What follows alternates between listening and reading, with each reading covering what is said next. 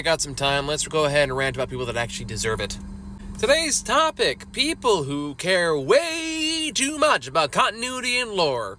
You can apply this to any medium, movies, TVs, books, games, comics. Comics is probably where I see it the most, just because by its very nature, there's just a ton of lore and continuity involved. Like, yeah, it's fun to dive in, it's fun to learn more about what you love, and kind of figure out what's behind all that.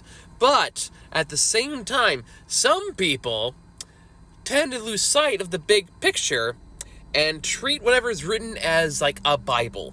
And if you dare step out of that Bible, they will fucking let you know. But they all forget about the most important thing about lore and continuity. And it's something like, I guess it's kind of a controversial stance, but it's just the truth as far as I'm concerned. Lore and continuity don't matter. It never has mattered, it never will matter. Because, especially in the realm of comic books, this stuff is going on for so goddamn long that lore and continuity have been changed constantly. And you probably just don't notice. Because, like, I've been reading comics for about 20 years now, and this is shit that happens all the time. They are always changing stuff based on what the story is and what the story requires.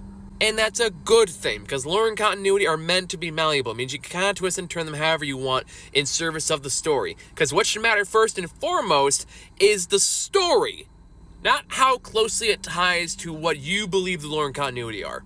And people get mad, like really mad about this stuff too. Like they treat it like you broke some sacrilegious text. I've reviewed books and stuff in the past, or done videos about books in the past that kind of go against the established lore, and people would think I summoned the devil. I think the worst example was Clementine, which is a comic book that I liked, but if you asked people about it, they treat this shit like it's real. And because the nerdy stuff has become more popular over the recent decade, a lot of these people feel weirdly entitled to have it presented the way they want. And it's like, no, that doesn't serve the story.